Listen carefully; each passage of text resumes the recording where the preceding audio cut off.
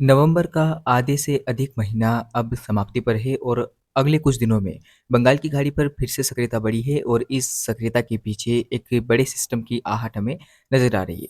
एक बार फिर से आप सभी का इस चैनल पर बहुत-बहुत स्वागत है और आपको मैंने इंतज़ार करवाया वीडियो के लिए और लगभग महीना बीतने को आया है, अभी तक वीडियो चैनल पर नहीं आया है और ये अपडेट मैं आप तक पहुँचा रहा हूँ क्योंकि बंगाल की खाड़ी पर पिछले दिनों कोई एक्टिव सिस्टम नहीं था, तो ऐसे में मैं भी वीडियो बनाना उचित नहीं समझा। हालाँकि कम्युनिटी पोस्ट के माध्यम से मैं आपको अपडेट देने की कोशिश कर रहा था।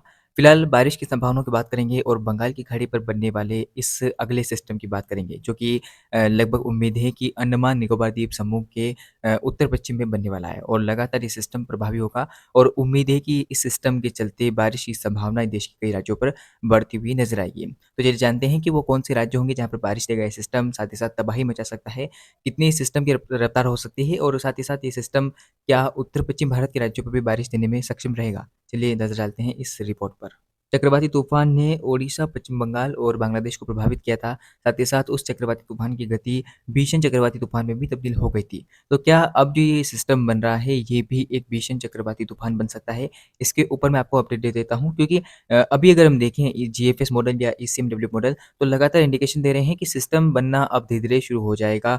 लगभग उम्मीद है कि सिस्टम 22 से लेकर 24 नवंबर के बीच में अंडमान निकोबार द्वीप समूह के दक्षिण-पश्चिम में और उत्तर-पश्चिम के मध्य लगातार आगे बढ़ता हुआ बनेगा और इस सिस्टम के चलते बारिश की संभावनाएँ अंडमान निकोबार द्वीप समूह में तेज़ हवाओं के साथ शुरू हो जाएगी। इसके अलावा आप देख पाएँगे कि श्रीलंका से सटे हुए भारत के इलाकों में बारिश होने की संभावना रहेगी। तमिलनाडु, केरल, कर्नाटक में बादल लगातार बढ़ेंगे और बारिश की संभावनाएँ बढ़ेगी क्योंकि धीरे-धीरे सिस्टम जो है कोस्टल एरियाज़ के पास पहुँचेगा।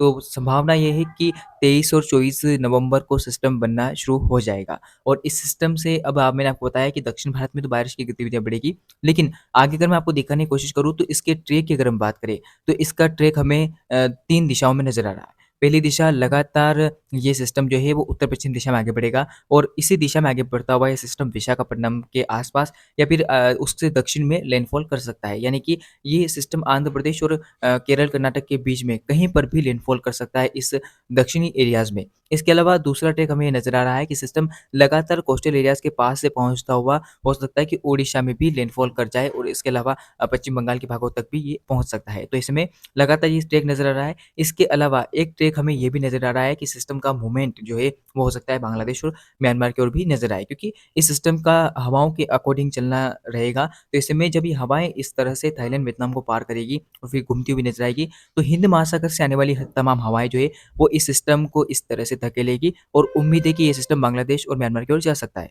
तो हम अगर इस सिस्टम के अकॉर्डिंग चले, अभी के अनुमान के अकॉर्डिंग चले, तो इस सिस्टम के उत्तर-पश्चिम भारत या फिर देश के अन्य राज्यों में किसी तरह के खतरे की कोई आशंका नहीं है। हालाँकि अब आप सोच रहे होंगे कि बारिश की संभावनाएँ कब है उत्तर-पश्चिम भारत पर, तो लगभग 22 और 23 नवंबर तक कोई भी बारिश की उम्मीदें नहीं है। आप निश्चिंत रहिए और खेती-बाड़ी का जो कार्य है वो आप कर सकते हैं।